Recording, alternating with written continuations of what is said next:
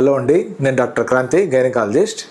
ఇవాళ నేను మీకు బర్త్ స్పేసింగ్ గురించి ఒక ఇన్ఫర్మేషన్ ఇస్తాను. బర్త్ స్పేసింగ్ అంటే ఏం లేదు, ఒక బిడ్డకి ఇంకో బిడ్డగా మధ్య ఉన్న గ్యాప్నే బర్త్ స్పేసింగ్ అంటారు.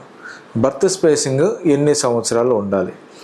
సాధారణంగా ఒక బర్త్ స్పేసింగ్ ఒక బేబీ నుంచి ఇంకో బేబీకి ఒక 2 ఇయర్స్, మినిమం 2 ఇయర్స్ గ్యాప్ పెట్టుకుంటే మంచి. 2 to 3 ఇయర్స్, 3 ఇయర్స్ పెట్టుకుంటే మరీ మంచిది.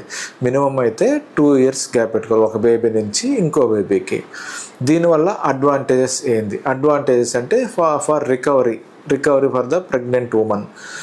డెలివరీ అయింది అమ్మాయికి, ఇంతకుముందు ఉన్న స్ట్రెస్ నుంచి రికవర్ అవ్వడం, వాళ్ళ ప్రెగ్నెన్సీ యొక్క స్ట్రెస్, దాని యొక్క హెల్త్ రికవరీ కావడం, వాళ్ళ న్యూట్రిషన్ రికవరీ కావడం, ఎనర్జీ రికవరీ కావడం.